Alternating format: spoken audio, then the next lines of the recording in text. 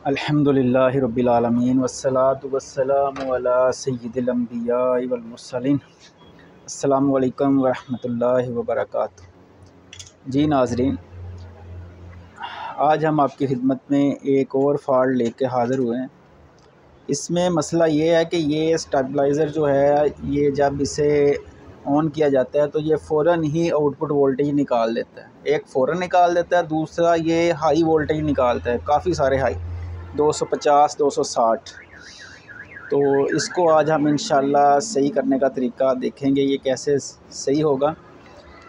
और दूसरे नंबर पे एक और चीज़ भी है, बाज़ औक़ात टाइमर ऑन नहीं होता, वो भी हम आपको बताएंगे कि क्या क्या फ़ॉल्ट होता है। ये तो बताएंगे जो कर रहा है ये। और दूसरा ये है कि ये जब मिसाल के तौर पे बाज़ औक़ात आपको आउटपुट नहीं भी मिलती, तो उसका भी हम इंशाल्लाह आज आपको फ़ॉल्ट बताएंगे कि स्टेबलाइज़र के अंदर क्या होता है कि ये मसला आता है। चलें हम इसको लगा के देखते हैं। ये देखें, ये फ़ौरन ही इसने आउटपुट निकाल दी है। ये देखें, दोनों लाइटें और मीटर फ़ौरन इसके ऑन हो गए। हालांकि होना तो ये चाहिए कि एक लाइट और मीटर पहले चले, 2 से 3 मिनट के बाद दूसरी लाइट और मीटर ऑन हो। मैं आपको वोल्टेज भी चेक करवाता हूँ इसके कि ये कितने वोल्टेज पास कर रहा है आउटपुट के। ये देखें, हमने ये मीटर एसी वोल्टेज पे किया। ये देखें, ये ऊपर इसके हैं डीसी वोल्टेज, ये 20 200 और 600। ये नीचे एसी वोल्टेज का निशान भी है, और ये हमने इस पे चेक करना है एसी वोल्टेज। बाज़ दोस्तों को ये भी नहीं पता होता कि ये वोल्टेज की रेंज हमने किधर रखनी है, वो डीसी पे चेक कर रहे होते हैं, बाज़ कंटिन्यूटी पे चेक कर रहे होते हैं। तो हमने ये एसी वाले निशान पे मीटर रख के तो ये हम वोल्टेज चेक करेंगे। ये देखें, हम लगाएंगे इसको। ये देखें 20257 यानी कि 257 वोल्ट ये शो कर रहा है, जो कि फ्रिज के लिए इंतहाई नुकसानदेह वोल्टेज है। अगर ये वोल्टेज उसको मिलेंगे तो यकीनी तौर पे फ्रिज की रिले ओवरलोड का मसला बनेगा, और बाज़ सूरतों में उसका कंप्रेसर भी जलने का अंदेशा होता है। चलें, खैर हम इसको ठीक करने की कोशिश करते हैं इंशाल्लाह।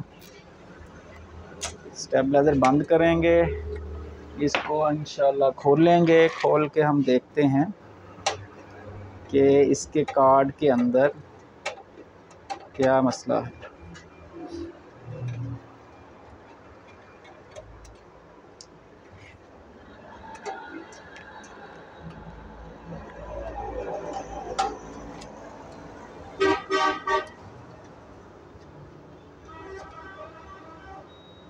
इंतहाई आसान फ़ॉल्ट है, ये कोई मुश्किल नहीं है इसमें।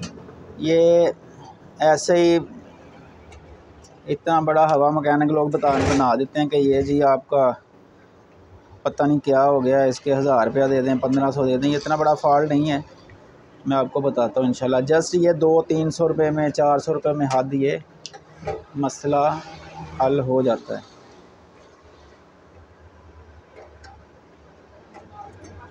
हम इसके स्क्रू ओपन करेंगे।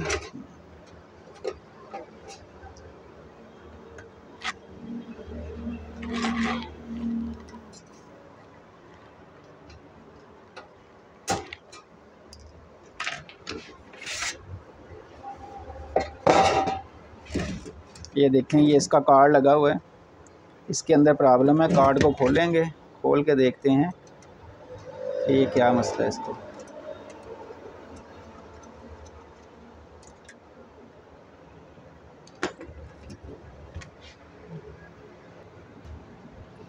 जी, ये हम इसको चेक करेंगे।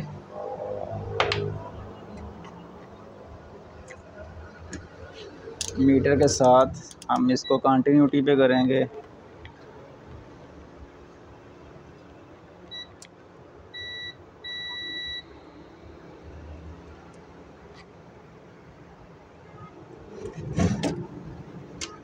एक तो इसकी ये रिले ख़राब है, ये फ़ौरन ही ऑन हो जाती है। ये रिले चेंज होगी इसकी, ये वाली, ठीक है।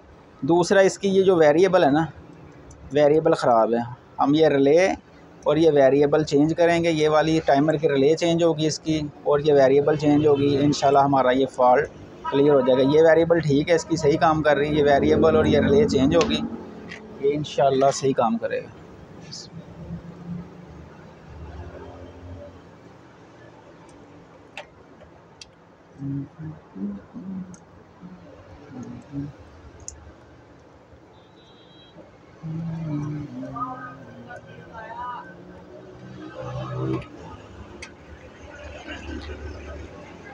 ये वेरिएबल भी निकालेंगे हम, ये वाली, इसी वजह से ये हाई वोल्टेज पे जा रहा है।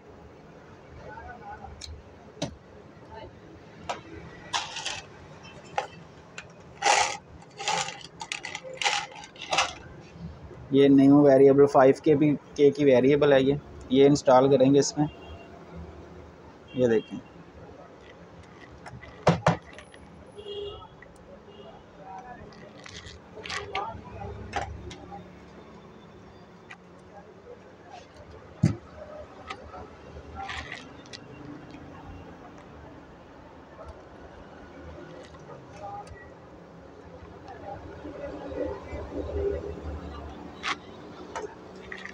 ये रिले है, 12 वोल्ट डीसी के रिले है। ये लगाएंगे टाइमर पे।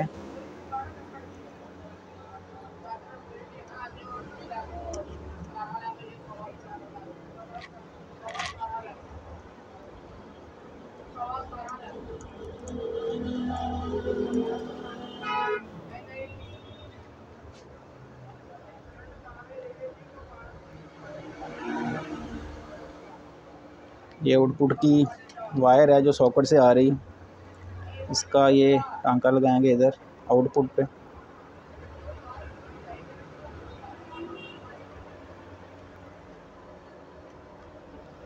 अच्छा, इस स्टेबलाइज़र में तो आया ना ये फॉल्ट कि इसकी रिले ख़राब थी और हाई वोल्टेज का ये प्रॉब्लम था कि इसकी वेरिएबल ख़राब थी।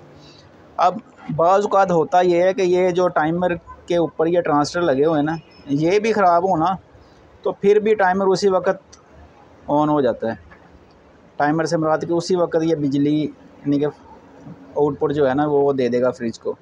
ये ट्रांजिस्टर ख़राब हो तब भी ये मसला आता है। दूसरे नंबर पे ये रिले ख़राब हो तो फिर भी ये मसला आता है। बाज़ औक़ात आउटपुट देता ही नहीं है, ठीक है। अगर रिले ख़राब हो, बाज़ औक़ात रिले के ये वाले पॉइंट जो हैं ये काम नहीं करते हैं, ठीक है। यही पॉइंट काम करते हैं, या जब इसको इधर से टाइमर ऑन का होता है तो ये वाला पॉइंट काम नहीं करता, ये वाला, ठीक है।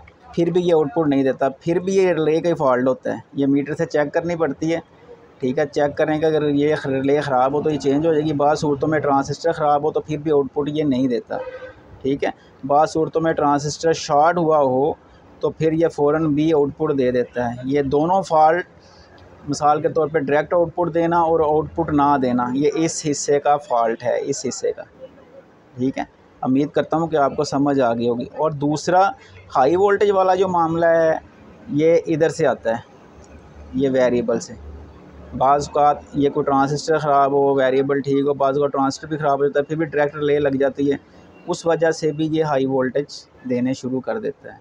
उम्मीद है आपको समझ आ गई होगी। अब मैं आपको ये ऑन करके इंशाल्लाह चेक करवाता हूँ कि आया हमारा फॉल्ट क्लियर हुआ है या नहीं हुआ।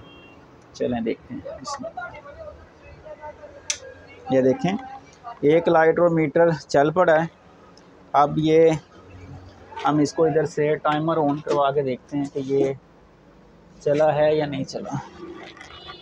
वोल्टेज भी देखेंगे फिर इसके। ये देखें, मैंने ये इधर 10 मैग और 4.7 के रेजिस्टेंस हैं, ये मैंने शॉर्ट की तो ये टाइमर ऑन हो गया। अब हम देखते हैं कि ये वोल्टेज भी आया इसके ठीक हुए हैं या नहीं हुए। ये देखें, पूरे 216 वोल्टेज हो गए इसके, ठीक है।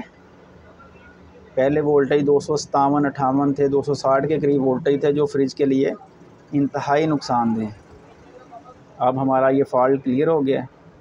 तो अब इसको सेटिंग करेंगे हम, इसकी 205 वोल्ट पे रख के हम दोनों वेरिएबल्स को लगवाएंगे ताकि जब वोल्टेज ऑटोमेटिकली डाउन हो तो वो लग जाएं अपनी इनके पूरी वैल्यू पे। जब पूरी रेंज पे वोल्टेज अप डाउन हो, वो इंशाल्लाह हम आपको नेक्स्ट वीडियो में इसकी स्टेबलाइज़र की सेटिंग करने का तरीका भी बताएंगे रेगुलेटर के ऊपर कि कैसे इसकी सेटिंग होती है। कैसे ये वो स्टेबलाइज़र काम करता है। हमारे साथ रहिएगा, इंशाल्लाह बहुत अच्छी अच्छी वीडियो के साथ हम आपकी खिदमत में हाज़िर होंगे।